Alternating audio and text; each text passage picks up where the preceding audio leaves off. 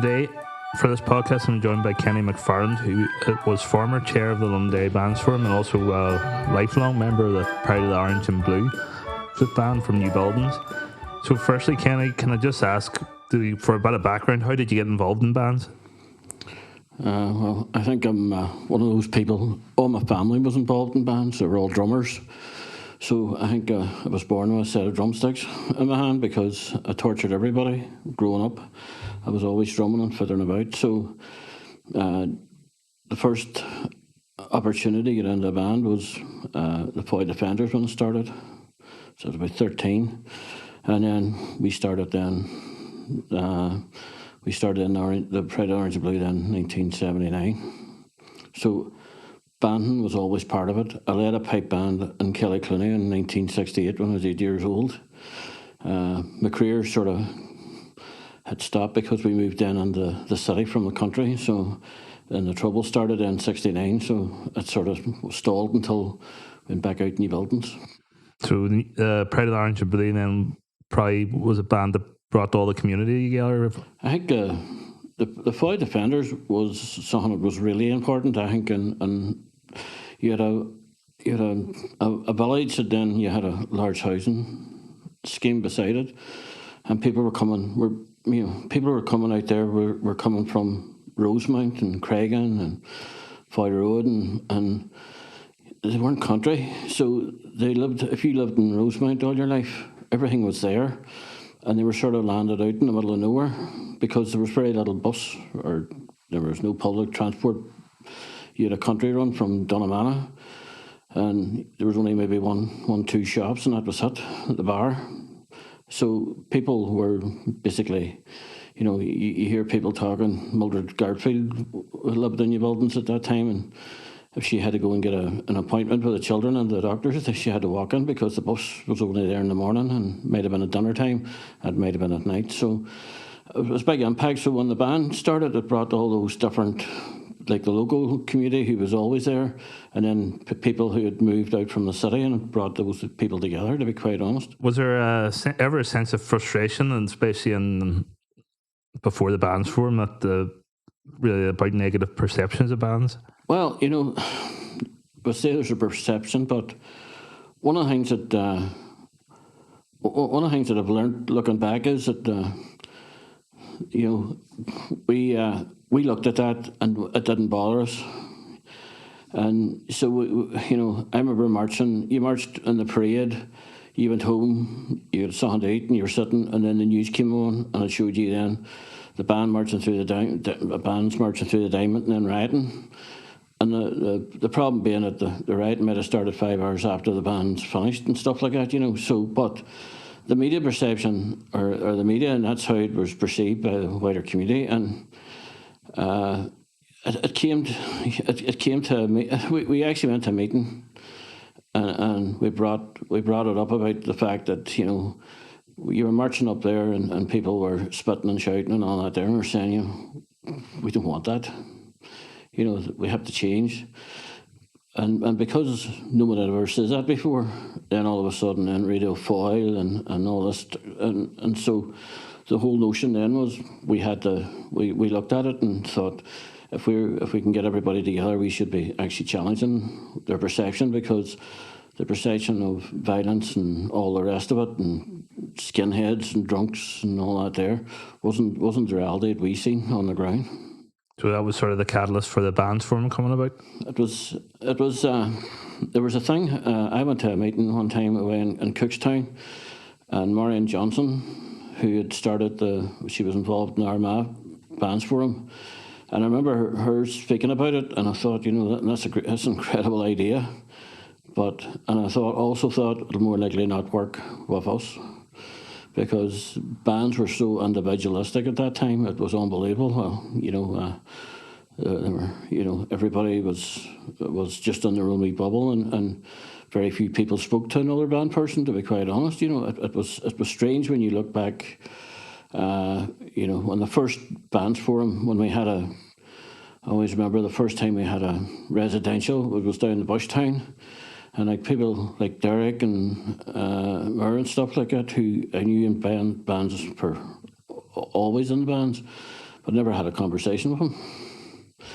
So, then that's when the bands forum got together and stuff like that there. And, we were lucky. We had people like Julia Key, and who was doing that Gateway to Protestant Participation. And she was there at the start and got that thing moving as well, So there was a bit of support at that particular time. I was also involved in community development myself. So we were very lucky at the start. Were you surprised sort of by the quickness that everyone wanted to work together? So, well, it started. Well, I suppose the first time we set it up, it was actually around education, because there was a frustration that we seen young people coming through being taught bands who couldn't read and write, but they could sit down and play 150 tunes. We had a particular young boy who couldn't read even the A, B, and C, which the Blood Thunder bands use, and he was following the fingers of the tutor. And I was thinking, if anybody can do that, then there's enough inside their head that they should be able to learn to read and write. So at that particular time, we had met up originally with Liz Neal to raise our concerns. We actually didn't get a meeting at that particular time, but we had met up with political parties and stuff like that there. And then that moved on then, and as I say, was then around the whole parading issue and stuff like that then people started to come together then. So then you had the first couple of years you were saying there about looking into parading issues and all, but we're going to talk about the Fleadh at the band. So how did that come about then, that the Fleadh approached the bands forum? Well, they'd start a group in the Waterside. It was by Waterside Neighbourhood Partnership. It was Drew Thompson and Hilary McClintock who were involved in that organisation. And because the City of Culture was coming, they set up like a cultural group in the Waterside to see if they could work together to create some sort of stuff for the UK City of Culture. And I went to a meeting in Irish Street, and it was quite amazing. So this is afterwards, the people from the Fleadh's coming here, and I wasn't really paying attention. So anyway, the meeting finished, and the next thing they walked in, and you had you had Jared O'Hara, and you had Donna Cornelius there, and Donica was sitting right in front of me. And then the first thing they said, we'd like a band to march, part of the Fleadh. I thought, these are the people who's been trying for the last 10 years to not wreck the town, just try and stop us from actually marching, and now you want us to march. So anyway, there was a whole discussion and stuff like that there, but I suppose one of the things was that when you were there, you were thinking, this is the biggest musical celebration in maybe the world. There's so many people involved in it, and while marching and the parade, or marching at the host or at the launch, wasn't really feasible, because we had been doing the parade, the 12th of August, or the 12th of August parade was on the Saturday, and they were launching on the Sunday. But at the same time, there was no commitment, and I just thought it was madness. But there was that sort of nagging, should we do this? And it was really then, that was sort of it must have been maybe November or sometime around that there. And then we had that residential, so it was brought up again. And some of the people who were at that meeting had been at Fleadh's, and it was in Cavan, the police were there. And they were saying, to us, the Fleadh was like going to be a Sinn Féin festival, just with tricolours and everybody up around, That didn't happen. But the thing about it was that we were sitting down, and the police were saying that this is on, you aren't used to this. This is where people walk to where the bands are, and it's not bands marching around to people, And they were saying it's completely different. It's a different group of people who'll be going to this. This is music lovers. So at that particular residential, we had a discussion, and someone says out of the blue, well, what if we say yes? Because everybody expects us to say no. So we did say yes, and we had a lot of talking around the bands themselves, so not every band was going to be involved in it. So there was an agreement, even if the bands weren't involved in it, they wouldn't actually have a go with those bands that did. So, and the whole thing about how we were going forward with it was all about, we didn't want to lose any band member over playing in the Fleadh, or we wouldn't have done it. So that's where. So that was in April or late March in 2013. So then we started then meeting up with Jared O'Hara. We meeting with Lisa and all those ones in Cultureland. And it was amazing. The first time we met, we went over to meet him in Cultureland. Like, it was a £4.5 million building, and we're walking through those sliding doors, and whoever was beside me says, "I think they just want us for the money." I said, "You've just walked into a £4.5 million building, and you never heard tell of them, so they don't need the PL community for what they're looking at." So we had a really good meeting, and the engagement was really, it was there was no fluffiness about it. It was everybody had their say. I thought Jared was very honest in how he went about, and he actually impressed those people who went there. So that was the build-up. That was the start of the build-up. Within the band scene, there would have been bands that played in Limerick and St. Patrick's Day and on festivals in County Mayo, like the Hamiltons did in the past. You think that sort of willingness to showcase culture was always there within the band scene? Yeah, it was. It was more likely just the fact that this was coming to the city, and we basically, our community really didn't understand what was coming. You know what I mean? I mean, I've always said afterwards, we sort of learnt over them that couple of months that there's the two Irish cultures. There's the one that we're aware of, and here, where it's all surrounded by violence and republicanism, and then there's ordinary Irish people who just love music. And just they don't actually see the difference between communities up here. They don't really understand it. So it was an eye opener for us, and I always thought, like, it was one of those things that once it started, it was always going to happen. So the bands were chosen then. You were saying about how bands were approached, and was 4 bands. It was Churchill, Pride of Orange and Blue, Burntalt and Caw that was playing.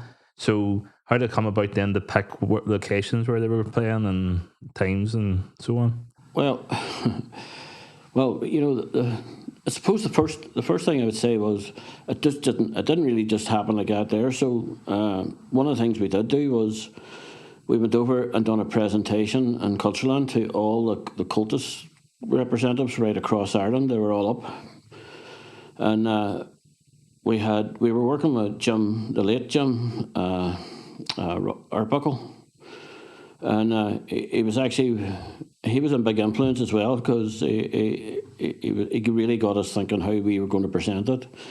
So we walked over into this building. As I say, a lot of people were never there before. It was this massive building, and everybody was impressed. And then what we done then was Jeff Cruikshank actually done a presentation on the bands. We had Davy Thompson from Churchill, who played the fife, and he put up Lullabilero, and he played, so the two songs was up on the screen behind him. So he played the music to It's the Protestant Boys or whatever, and so what it was, he'll play the tune, you pick whatever words you want to sing to it, and then Janice again. So I suppose the last thing people were expecting was a blonde girl to be up playing a silver flute, and I thought it worked really well, because it sort of says all what they weren't expecting, to be quite honest. The people who were coming to meet were musicians, and they weren't just a crowd of skinheads. So and as I say, there was a great engagement after that with people from all over, And then, as I say, the process was we want to merge, and and Jared and stuff like that, and says, look, we just can't do it in this town. You know, we couldn't guarantee what happened in this town with youth parading. You know, so then it was agreed then that we would do the gig rigs, and also the Pride play would be part of it as well. It was the Pride play. Johnny Birch has read about the Pride Orange and Blue and stuff. So it was put on in Cultureland as well as part of that whole engagement. So, but the bands themselves came forward. You know, there were bands who were busy. There were bands who boys weren't sure, so they didn't go forward with it. But, you know, as I say, when we look back, there was, you know, I always say it only happened because the band captains or the people representing went back and actually sold it to their membership. And to be quite honest, as the membership of bands are quite positive anyway, as you say, that engagement had already happened. It wasn't unusual. But and that's where we started off, or that's where we ended up then with the gig rigs and yourselves playing in Victoria Market. But whenever it first came out, like not just within, what was the sort of reaction across the board with all the communities whenever it first said that bands were going to play? Well, I mean, the thing we done was that when this was being discussed, you know, we had concerns about making sure that everything that we were doing, we knew exactly. It was straight. There was no messing about in the background. We wanted honesty, and that's what we got. So everybody who was there representing their bands were coming away saying, we understand. So at one stage, you know, at one stage they were saying, well, there's a band competition up at the Gaelic Ground, up at, what do you call it? Celtic Park, is it? Celtic Park. You know, and I always remember, I think Jerry O'Hara I think he turned white when he thought that all these bands were going to be walking around Celtic Park and then down to the Fogside or somewhere. But that was, you know, those discussions were all happening. So, I mean, people were comfortable and knew what we were doing. The main thing, strangely, the main thing was we had to keep it away from Radio Foil. So we didn't have anything. We didn't talk about it until it was actually announced, because the negativity, I would say, from Radio Foil would never have happened. So we kept it quite close. The people and the bands were comfortable, and to be quite honest, you know, when it was announced, I think looking back now, it's only realised after we announced that we were doing the Fleadh that we realised just how important bands was to our community, because it sort of gave everybody, the excuse to go over and enjoy this. Well, if the bands can do it, then we'll go for it, you know, because up until then, there was very little engagement between the Waterside and the Fleadh. It was really ourselves. So, and another thing came out was that, you know, people come up and saying this should have been done 20 years ago. So moving on then to actual performance. So the first performance that you alluded to earlier was at Churchill and Victoria Market, and then there was the Saturday, the gig rig in Edmonton. So how did the performances go themselves? No, I mean, I think when the Churchill played in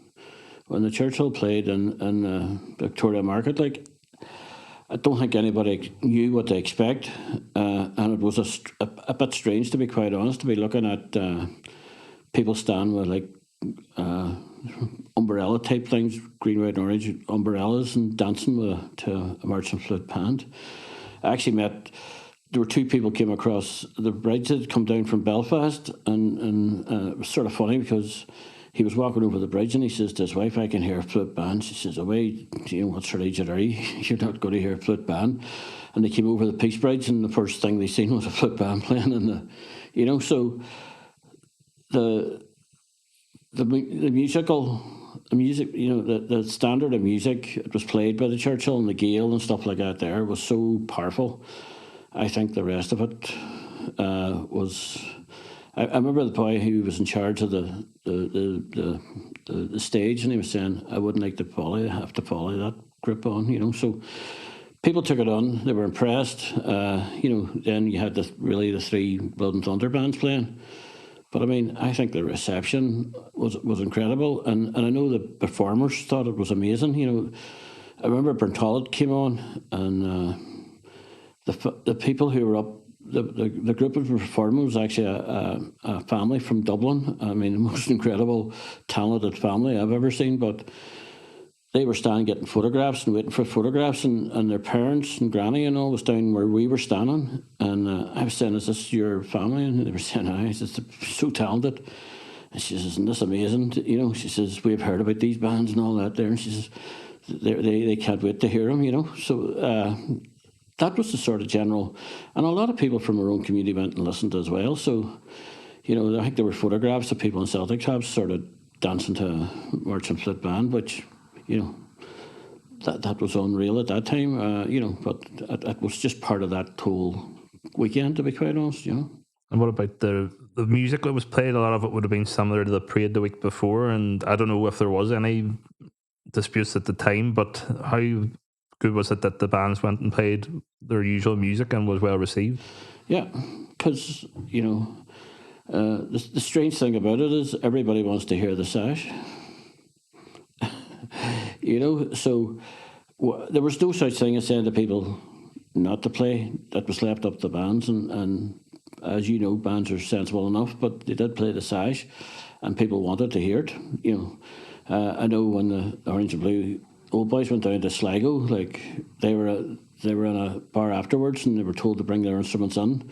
And there's a video of the whole bar playing the sash, boys and spoons and fiddles and banjos and a March and Fleadh band in the middle of it. And it was a strange one to think that, after all, everybody, like everybody giving off about playing party tunes or whatever, then you go outside of the city and everybody wants to hear it.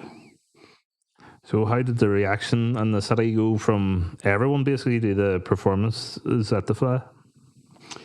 No, I think everybody appreciated what had happened. It was a massive thing for a lot of people. I think the bands being involved was actually it actually had another impact. Was we done a lot of interviews because there was a massive fear within the organisers at the slightest thing that happened, half the crowd wouldn't. I mean, the majority of people who was coming to that Fleadh had never been in Northern Ireland, and most of them had never been certainly not in the city. So there was a great concern around if there was any trouble or any sort of negativity about that, people wouldn't come. So I remember being interviewed for RT and all them different news channels and stuff down there, and that was part of promotion.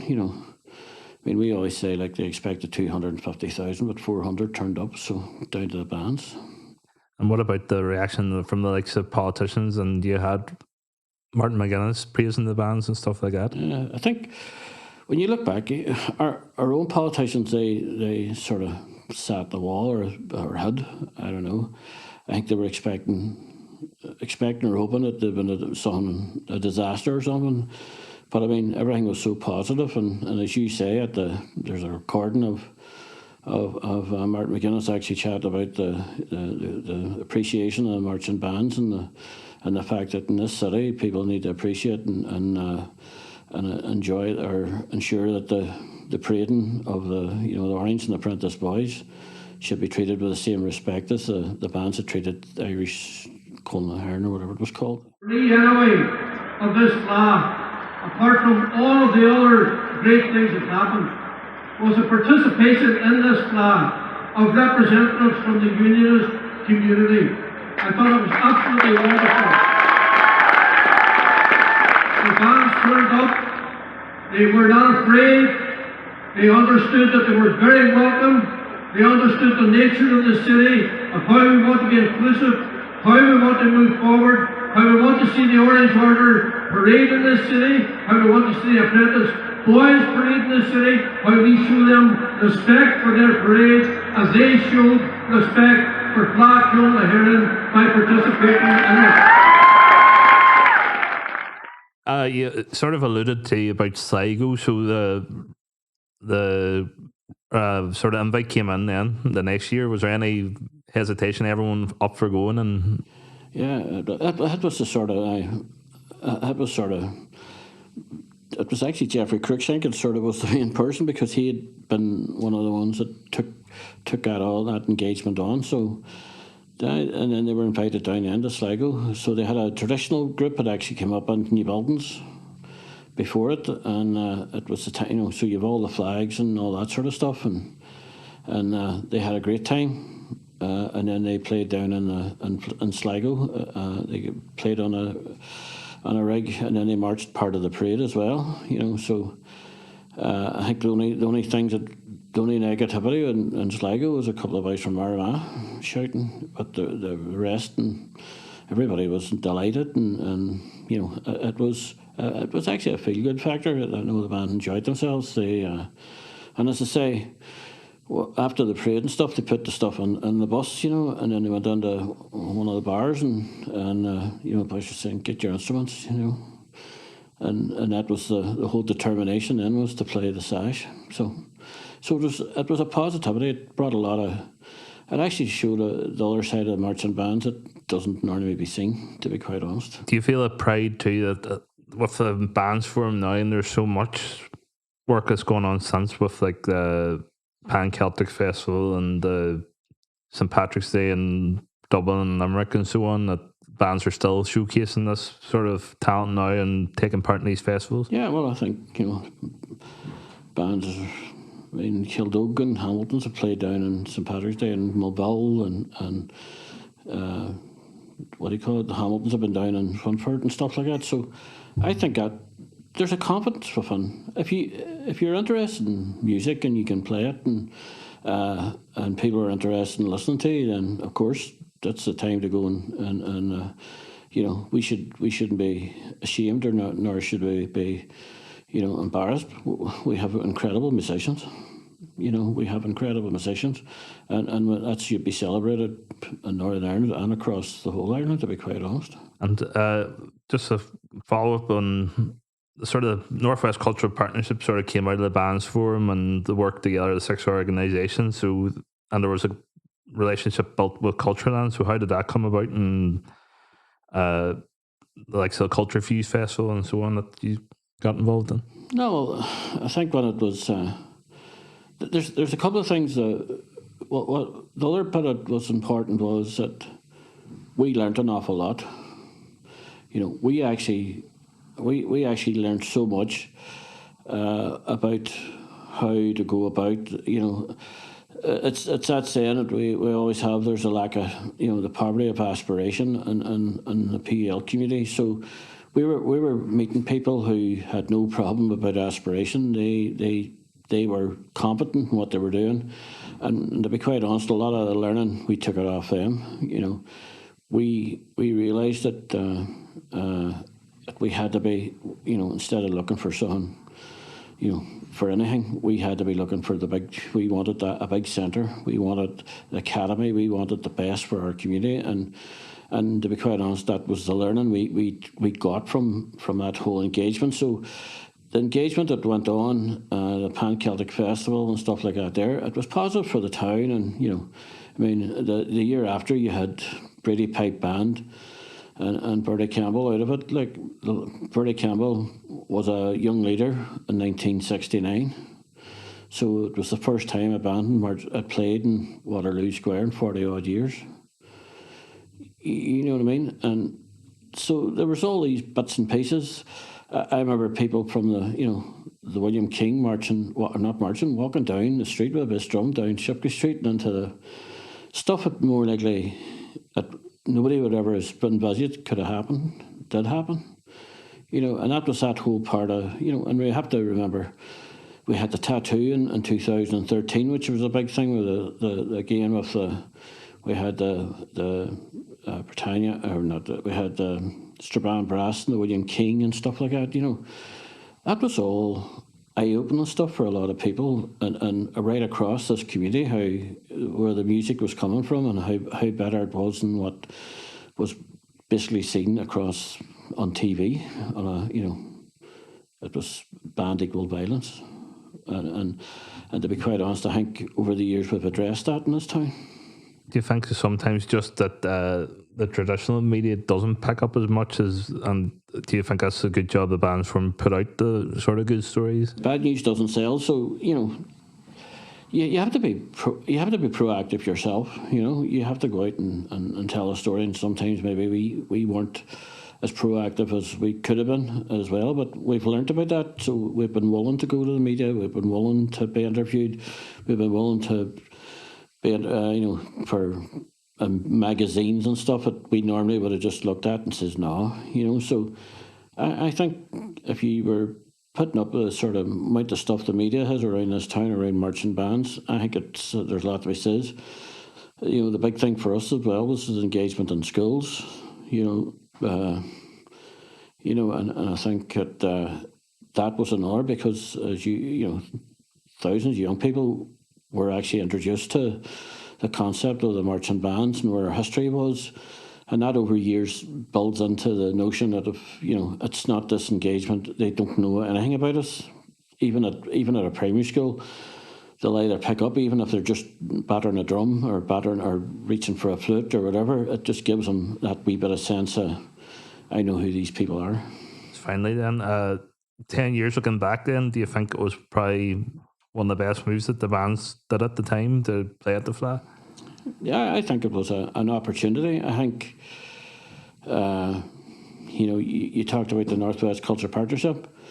I think of all organisations in the city, we actually more likely came out of it the other side a lot stronger, a lot more informed, and a lot more positive, because we had bands in the music festival, Music City Day and all that there.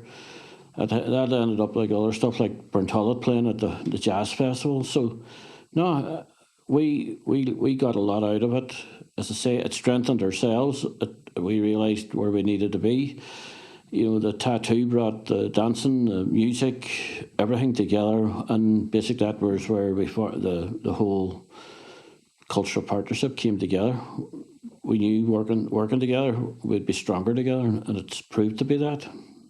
Well, thank you very much for joining me today, Kenny. No problem.